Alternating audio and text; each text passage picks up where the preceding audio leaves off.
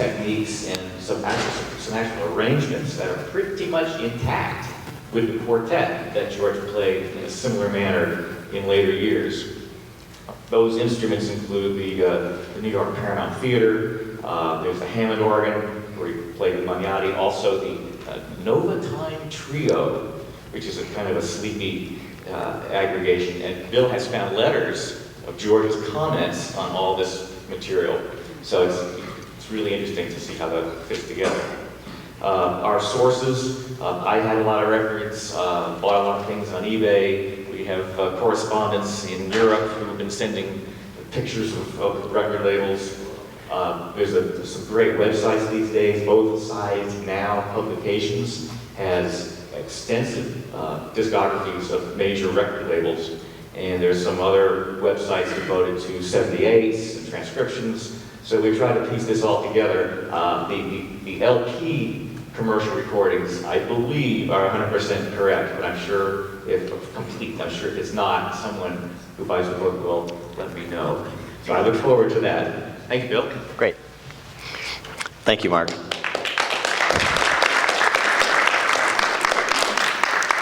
A question to those of you who have pre-ordered the book. Hopefully you received some email updates throughout the course of the last year or so. And I sent out the draft of chapter number 1 without pictures. Is there any desire, would you like me to keep pushing those out to you as we go along?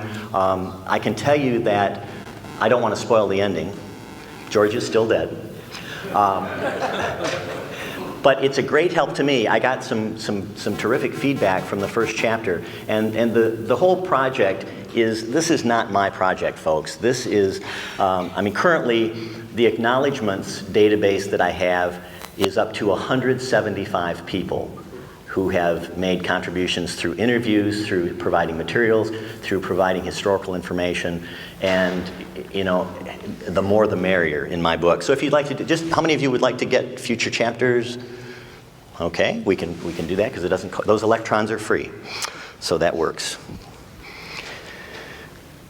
I should thank my 2 editors who are doing a fantastic job. We have 3 chapters finished and edited at this point.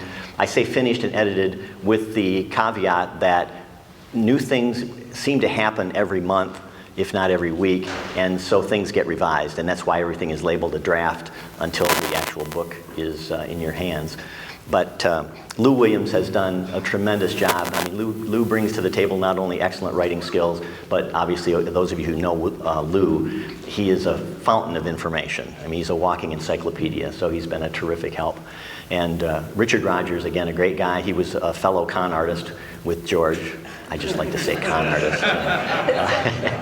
And Richard is as type A as they come. So I think I told the group last year that when I went to interview Richard in St. Louis, he came to the door and said, "Bill, nice to meet you. I've been working on this interview for a week, and here it is."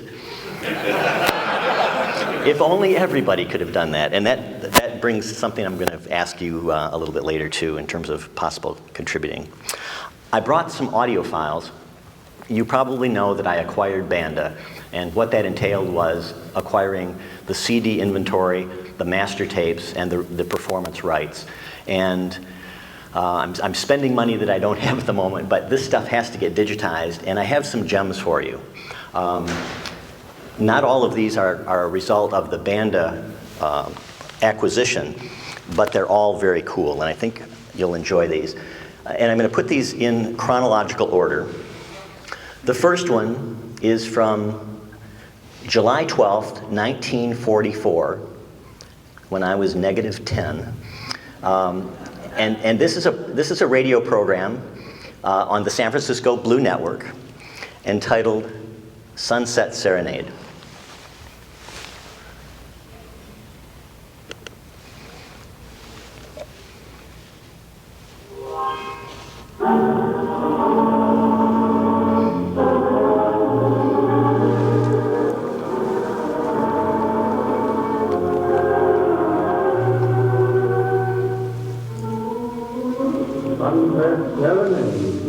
Songs and melodies from out of the golden west field, starring our young organist, George Wright, and songs by lovely Sonia Shaw.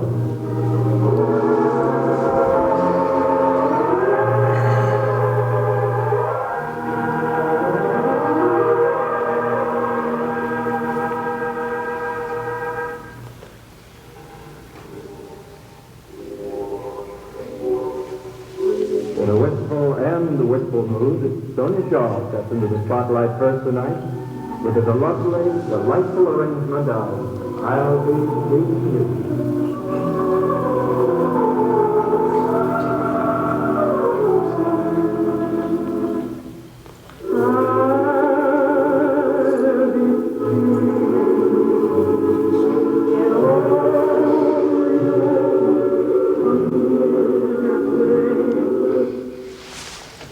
Okay, you get the idea. Anybody ever heard that before? Good. Now we're going to move ahead. Where is the Golden Gate Theater? Where what? The Golden Gate Theater there. San Francisco. It is. I don't know that. Yes. Now this next acquisition was not related to Banda either, but it was a test of the researcher. And part of the thing that you run into in doing research, and especially with a biography, is you're chasing down alleyway after alleyway after alleyway.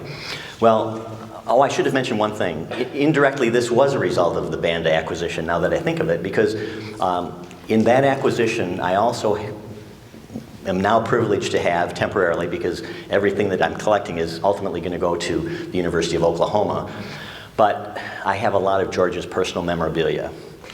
And it's kind of humbling when you're looking through George's baby book and scrapbooks that were assembled throughout his life. So, but doing that, I looked at an article and it said something about George Wright will be performing on the Paul Whiteman Stairway to the Stars program, 1947.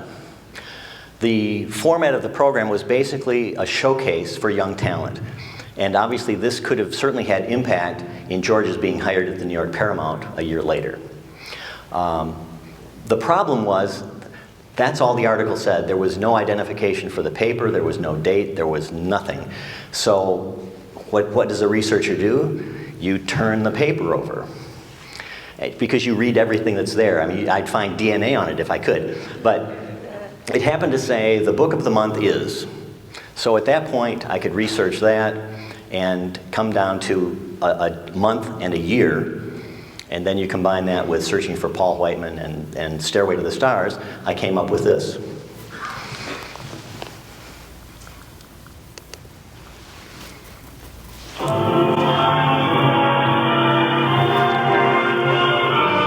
Stairway to the Stars. And now, ladies and gentlemen, your host, the master showman, Mr. Paul Whiteman.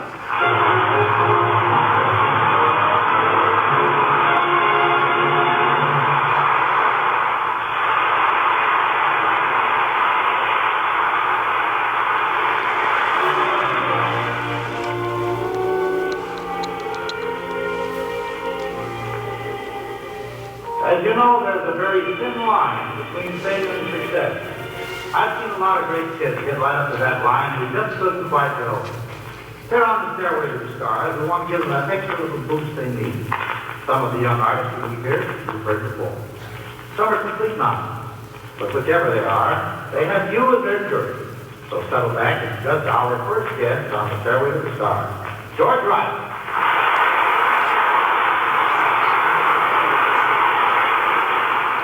Hello, George. Your ledger says you play a Hammond organ. Otherwise. What's the otherwise? Well, Paul, the otherwise would be explained easily by saying that my technique is one of two completely different schools, the old and the new. Now, wait a minute. You don't look old enough to be at the Blood and Thunder School, Well, I am. You see, I've been playing the Hammond organ since I was a kid in San Francisco. Well, I just picked up the way they were playing it then. Oh, how well I remember. Everything on the organ then was done strictly in the treble. The left hand never let the right hand stack to know what it was doing. Yeah, that's the style I was referring to.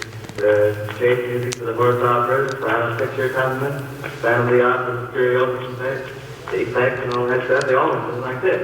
Well, just give us a little example. I'd get right over that big organ, press that lower key, and start it right off.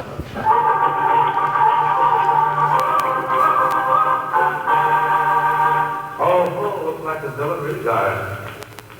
And when did you get the groove of this size and now, you? Well, I always was a lazy kid, occasionally practiced the piano. So when the Hammond organ came on the scene, I figured that was my out. Took the place by itself. Yeah, I used to try to buy golf clubs like that. Yeah, but in both rackets, you have to help a little. Now I combine the two, playing the organ and the piano at the same time. Amazing. And that's what gives you the effect you get now? Right. I'm sort of a self-styled modern version of an organ grinder with embellishments. But no monkey. What are you going to play? I'm going to do a little boogie-woogie, Hong Kong Train Blues. Well, go right over there and add the AC with the DC, and let's see what comes out of the old phone box. Stir up that hot seat. Stir it up.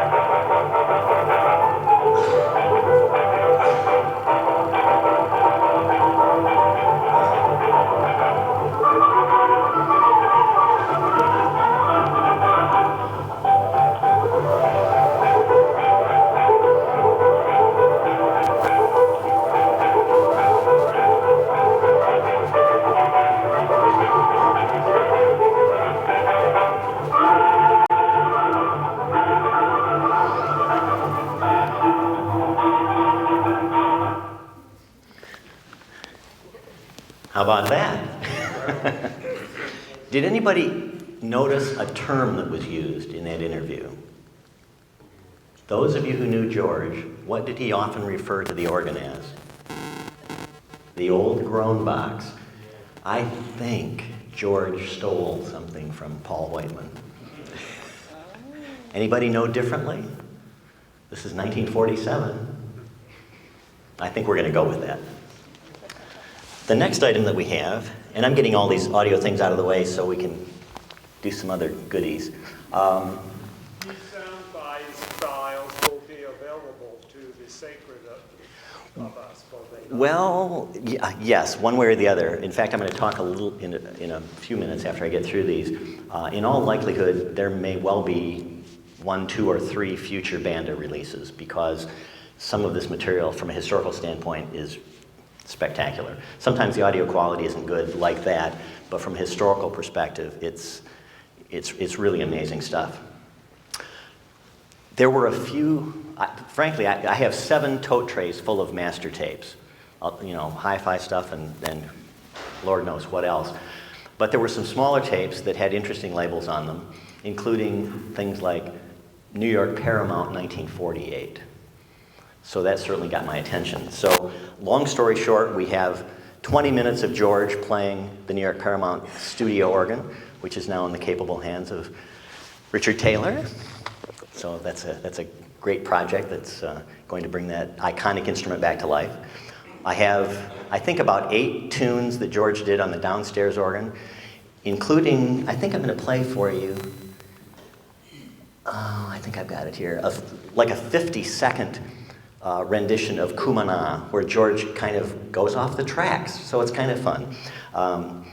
But most importantly, we have some live audio, mic'd backstage, unfortunately, but it's live audio from a live performance at the New York Paramount. So the first thing we're going to do is upstairs, and we'll just play a little bit of this.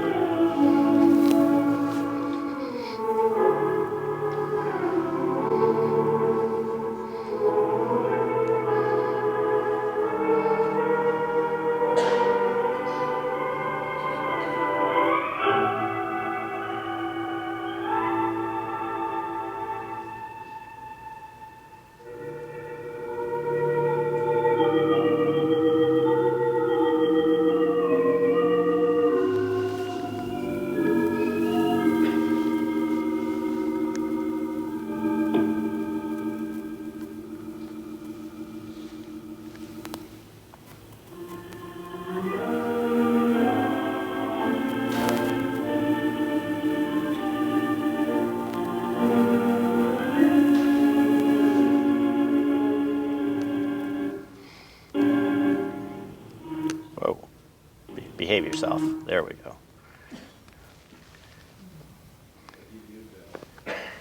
Oh, we need to move along, so I'm just teasing you all with snippets of these. Next is the Kumana abbreviated arrangement.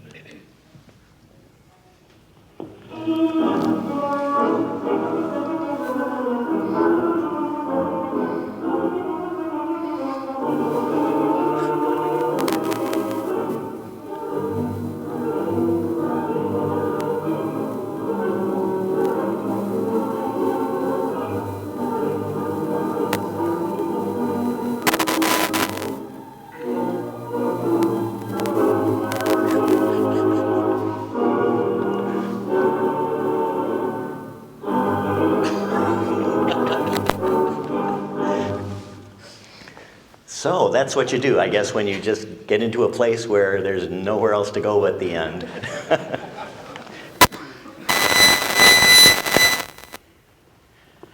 Okay, this next one is the, and I didn't mention this earlier, that part of the live performance at the New York Paramount was the community sing. And the New York Paramount, the Times Square Paramount audiences were, hey, George, take a break. I have no idea why that was not it. George, I'll tell you, you know, I told you I've had Wright and he's always around.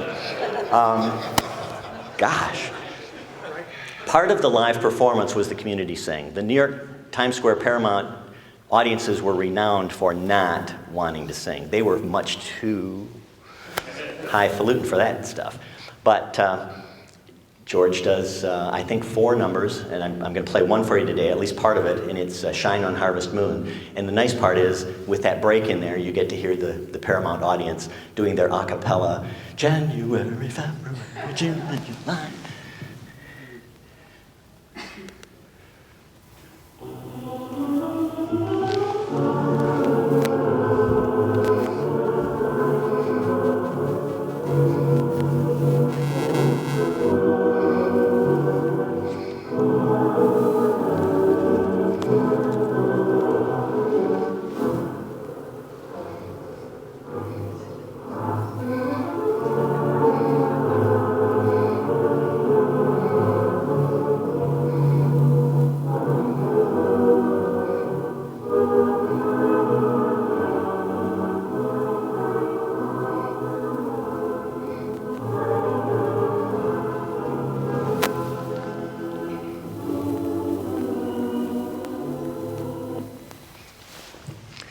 And the interesting thing about this is, again, doing research, you never know where your information is going to come from because you only know what you know.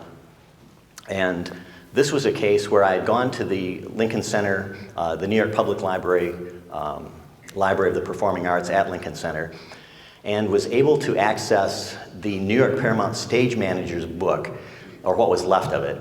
And I actually have some daily schedules for performances, and on all of those, either you saw George Wright not performing at all, or you would see him at the top of the bill playing for either 6 or 7 minutes. So, and I've never seen a program that, I don't know that they were even doing programs in the 40s and early 50s.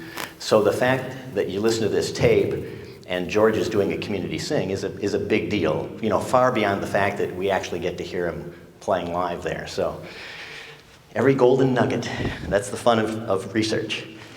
Next we have, oh, this is a little R-rated, but we're going to do it anyway. I think I mentioned that the microphone was set up backstage. Well, after George finishes playing, and actually you hear a little bit of the newsreel, George had turned off the recorder for part of this. So before he went out to play after the newsreel, he turned it back on. But then when he finished playing the community sing and his solos, he went backstage, and there were 2 folks backstage that he was speaking with. So you get to hear that.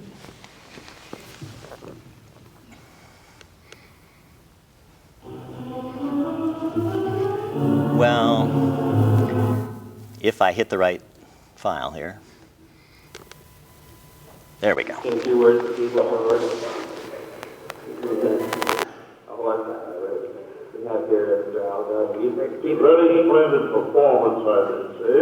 Thank you. The technique was just wonderful. Oh, that's a very good. We have a girl, you know. I was going to tell you this thing. There was an assessment. Okay, Where about that? oh, that's time to close. I can do that.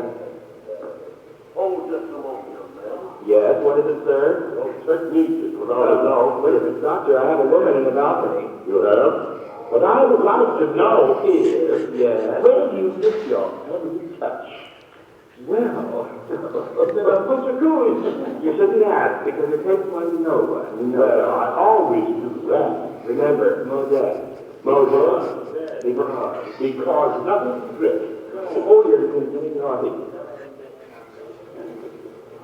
Thank you. Oh, drop dead.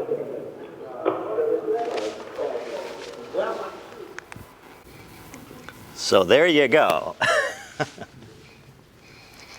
I have one more, but I think I'm going to save that because we need the time. I've got... Okay, George. Enough, George. Thank you. Thank you. No rain in Cherry Blossom Lane today.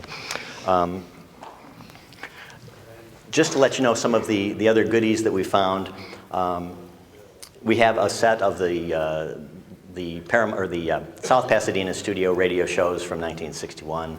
I have an equal number, and this was a surprise, an equal number of tapes, and I think it's 15 shows of George playing from his living room, the Allen Ladd House, in 1974, where he plays the con and also plays the piano. So that brings 15 piano tracks to the surface, and it's some very tasty stuff, all kinds of stuff. I also have an hour of cocktail piano that George, and I have to talk to Terry Coale again, but Terry recorded this stuff because somebody wanted George playing piano. So that obviously has a lot of potential as a future release. You've heard some of the New York Paramount stuff. The first time I interviewed Carolyn Leslie, just a lovely, lovely lady, the widow of obviously of Don Leslie, the inventor of the Leslie speaker. She played a recording that George had put together for the Leslie kids for Halloween. And George is shrieking and hollering and playing all kinds of percussion effects, and it's just a crazy, wild thing. I tried to record it, but Carolyn Leslie was talking through the whole thing, and I didn't have the heart to stop her. But during that visit, she inadvertently had turned on the patio speakers because they still live in the same home, and they have a very elaborate sound system and a rather unique organ. But she had left the patio speakers on during this thing, and so the tape finishes up, and a policeman knocks on the door. The other thing that happened during that visit, I'll tell you this just because it's fun. How many of you have seen the photograph of Don Leslie holding the model Leslie speaker? Okay, 3 of you. What's wrong with the rest of you? You got to get out and see these things. Well, it's going to be in the book. It's a great picture. So Carolyn and I are walking around the living room, and we get by these bookcases, and here's this model Leslie on the shelf. So I said to Carolyn, you know, Carolyn, I have a wonderful picture of Don holding that. And without missing a beat, she says, well, it's now holding him.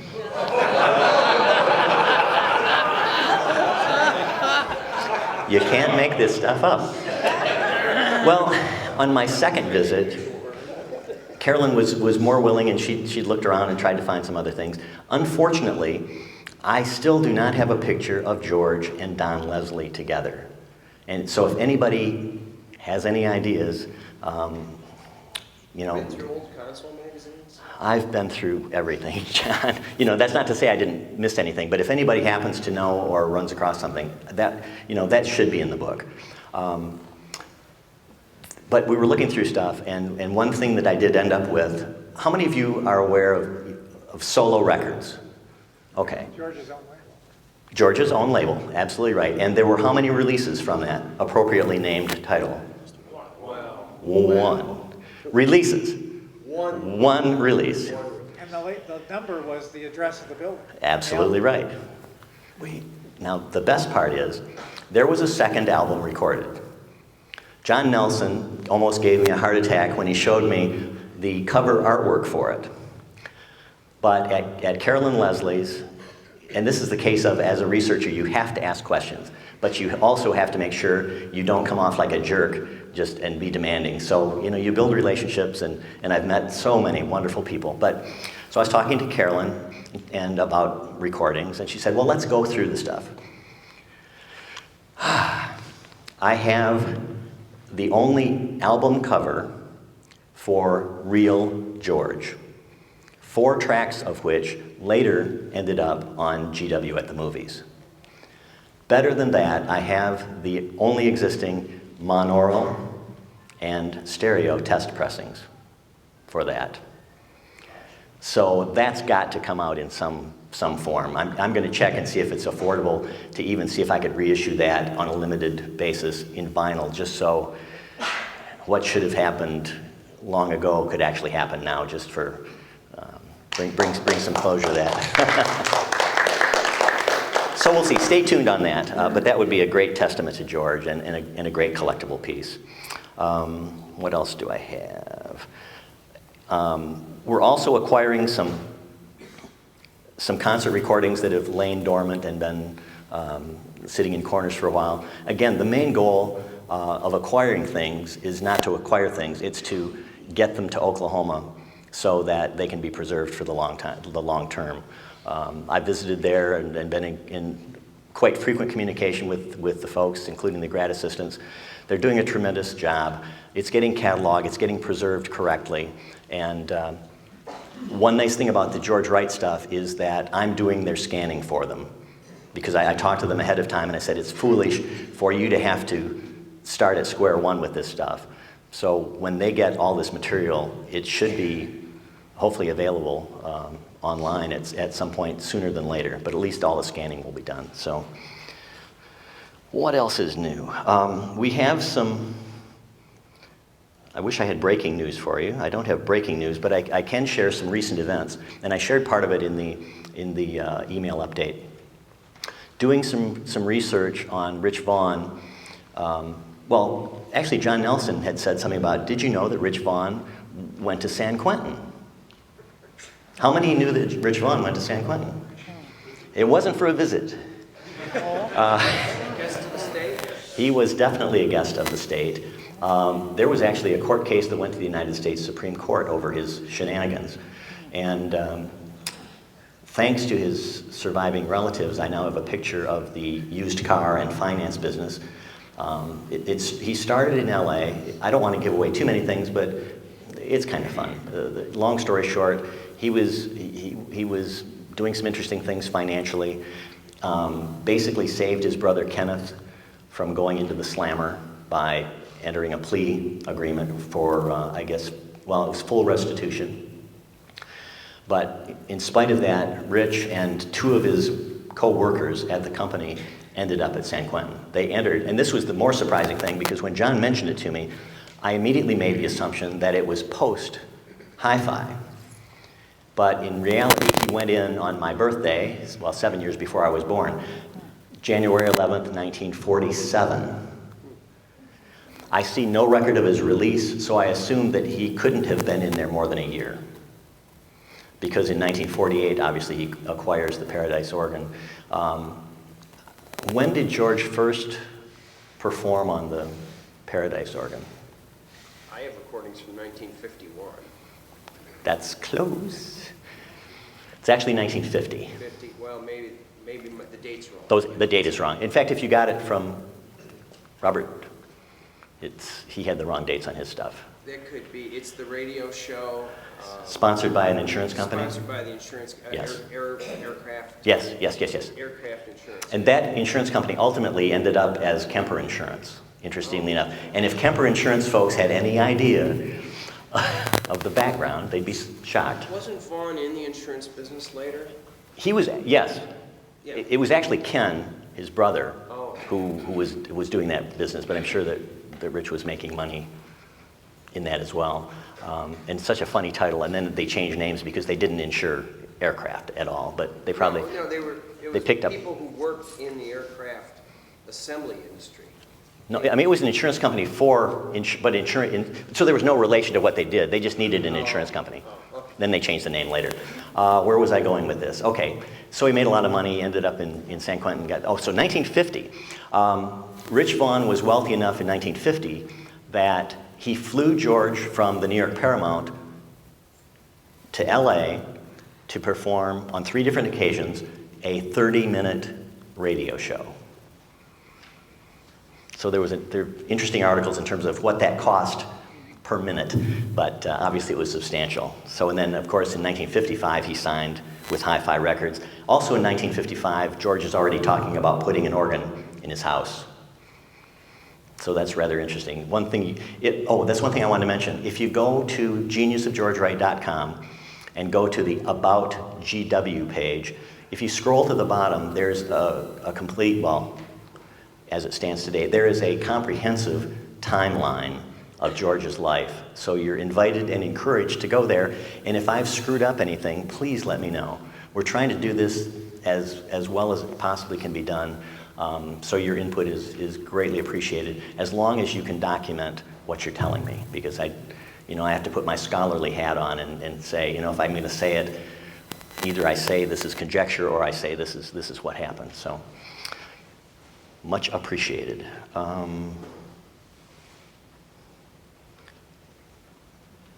Another acquisition that's been very interesting is I stumbled into the archives of the Schoenstein Organ Company, thanks to Jack Bethards, and I have about 60 letters between Otto Schoenstein and George, dating 1937-38, primarily. So it's a wonderful insight into young George's attitudes, persona, capabilities in terms of the instrument. I mean, you hear things like, he ordered a tibia plana from Gottfried because he just had to have that rank. Interesting, lots of interesting things. I'm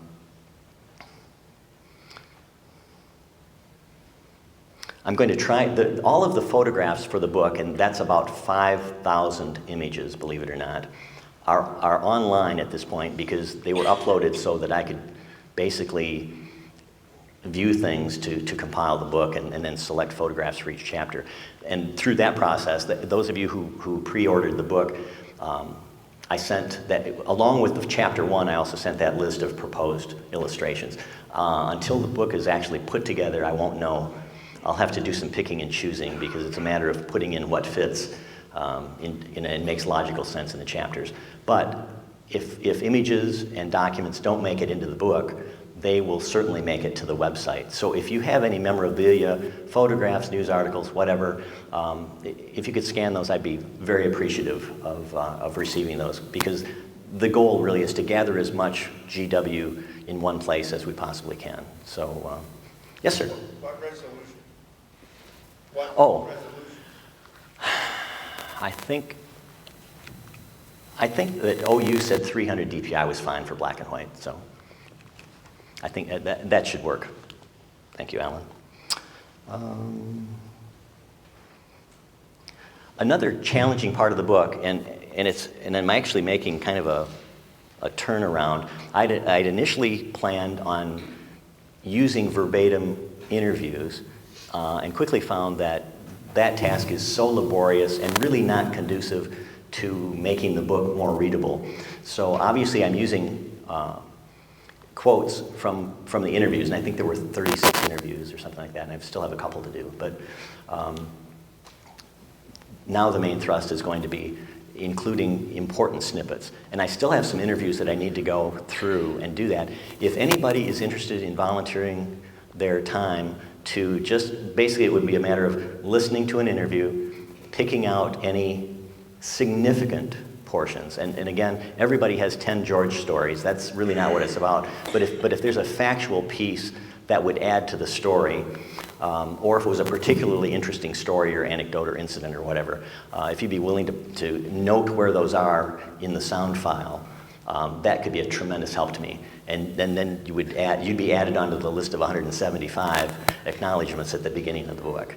I can't promise any bold type or anything like that, but I would certainly appreciate. So if anybody has any interest in that, please let me know, and just shoot me an email, and that would be terrific. So I think I've covered what I need to cover up front, and we don't have a lot of time, but I do want to take some questions. Yes, sir. I just happen to think, have there been any archival recordings ever made of any or all of George Wright's Farewell to the Fox concerts? Yes, there are. The question was, have there been any concert recordings of George's Farewell to the Fox? Yes, those exist, and the thing that happens is, in a lot of these cases, we never know how many recordings actually exist. You know, in terms of the South Pasadena studio organ, at one point we thought we had the master tapes. I'm convinced at this point that there are no master tapes, that any of those are over-the-air recordings. Mark Renwick, bless his little heart, has volunteered to, because I just gave him a set, to basically listen to these things and try to pull the best of the best of the best. So hopefully at some point we can get kind of the best version that we can possibly put together. And You also have access to the hi-fi master tapes? yes. Hopefully Yeah. those will reappear and say... Well, you know, a lot of material is on Banda right now. There were some issues with some of those tapes in terms of quality, and I talked to Bill Leitner and said, well, like the Christmas album, for one, why didn't that happen? And he said it was just too deteriorated. But I did say, is that the same answer you would give in 2016, you know, given the improvements in technology? And he said, well, not necessarily. So we're going to look at all those things. I can't go there until I get the book done. And, you know, I need to get it done and then move on to the audio world after that. So if anybody wants to help sponsor a CD or two, that would be helpful too. But let's get to some questions. Yes, sir. How long did, well, first of all, did George own or rent Alan Ladd's house? Did George own or rent Alan Ladd's house? John, do you know? Well, he owned it. Okay, he owned it, John says. For several years? I have the dates. I have, I think, 15 residences for George throughout his life. The Alan Ladd house was in despicable condition. That part of the LA area there had deteriorated significantly. Today it's worth multi-millions. The previous owner's kids had punched holes through the walls, lath and plaster, and all of that sort of thing when George acquired it. And they used to roller skate in the living room, the 3 steps down sunken living room. I saw the house in early stages. It was restorable, but it needed a heck of a lot of work. And instead of restoring the hardwood floor in the living room, that's why that black and white marble floor was then laid and everything. So it was a big effort. It had still has a gorgeous 2-story party room on the back of the estate. Upstairs was maids' quarters and so forth, and a great big beam ceiling with a built-in wet bar.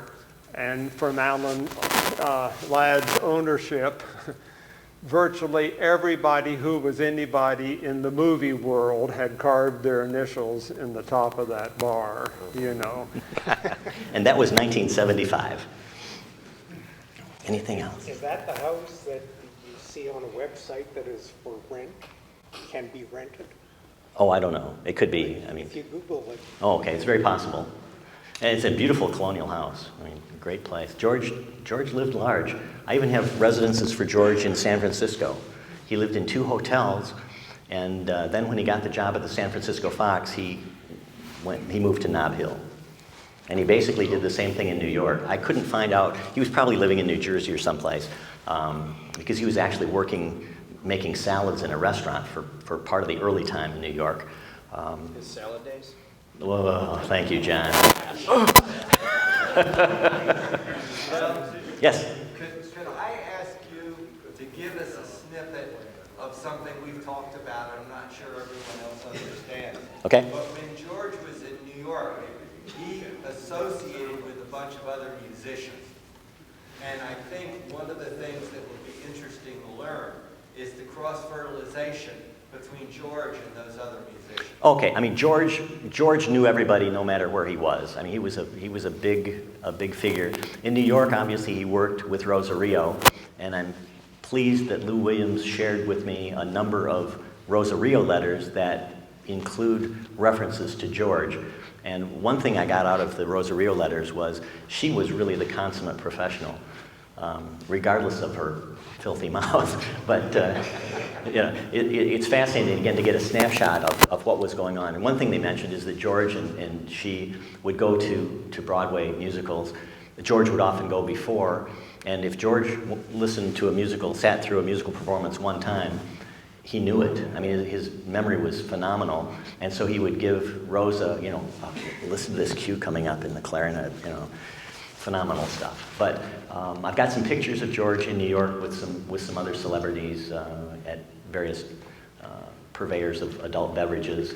And it was a wild time. And of course, he did the same thing in San Francisco. We'll probably never know who all he really knew, but unfortunately, the LA Musicians Union is kind of a dark hole in terms of digging that stuff out. And even worse is the New York Musicians Union, where they cleverly dumped all records prior to 1985. So that's gone. Alan? Yeah, were you able to connect with Clara Mae Turner? No, I have not connected with Clara Mae Turner. Because she sang. For anybody who doesn't know the name, she was cousin Nettie in Carousel. She's the one that sang "You'll Never Walk Alone" and "June is Busting Out All Over." And she worked with George extensively in San Francisco. Okay. That they did programs where she sang and he played the organ. Okay. Do you know if there's any documents that exist for any of that stuff? It's so hard to track down. I don't know. She talked to me loads about it. She really adored George, and apparently he kind of gave her the short shrift, Oh. Because she used to go down to Oakland. Okay. When he played there. Okay. There's some interesting stuff during those early days too that's coming to light, and I'm trying to get somebody to convince me. I'm becoming a conspiracy theorist at some level, because you start to see all these indicators and you just have to wonder what's going on. So we're doing some investigating between what might have happened between Grant Union High School and the new Shanghai Cafe and Terrace Bowl. I just discovered that Madge Wilson opened the new Shanghai Cafe and Terrace Bowl restaurant. I have to say the whole thing because George did. In 1940, playing a Hammond. That was in July. In August, they installed the Style D. Shortly thereafter, George is playing there. The first advertisement for Madge Wilson, who I just found out this week by doing some other sleuthing, and I just happened to notice something. That George and Madge actually graduated Grant Union High School together. They worked in 1939 side by side as paid office clerks at Grant Union High School. 1939, George is playing a wedding in Sacramento. Marjorie Wilson is the vocalist for that. And then I jump ahead to 1963 and I see a Phoenix newspaper where Madge Wilson is listed as a fine organist, pianist, and lovely vocalist. So I'm sure it's the same person. So, but there's more to that story, and I think you'll really enjoy reading that when the book comes out. And we have about 6 minutes. Anything else? Yes, sir. Do the dot masters still exist? I have no clue. I have no clue. The question was, do the dot masters exist? And I don't even know what I've got in terms of. Dot masters were sold. That was Reader's Digest. To Reader's Digest. For.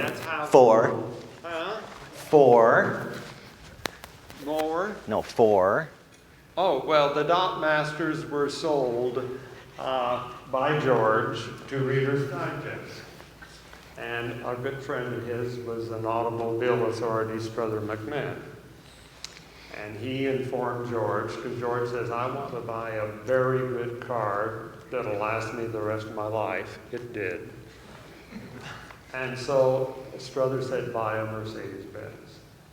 So as George had the check burning in his pocket, he went one evening to the Mercedes-Benz dealer in Pasadena and picked out a 280, I think it was a 280 sedan, okay, which ended up looking like a pickup truck in the back seat, by the way, but anyway.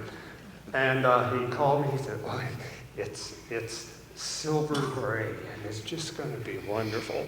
He had picked it out in the evening under mercury vapor lamps. So he goes down the next day, the paperwork's all done and license and everything else, and I got a call that night. I said, well, how's the new car? He says, oh, expletive. It's baby shit brown.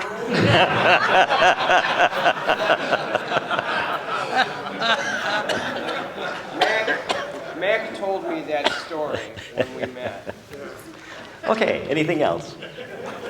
Bill? Yes, sir. Have you seen the picture on Getty Images of Yes. George and another gentleman and two young ladies at New Year's Eve? Yes, and that was part of the cast. I can't remember the show, but an interesting thing The is... Little Show, or... Yeah, I think so. But the critical piece of that was George was listed as a cast member. I mean, it was just a generic, caption.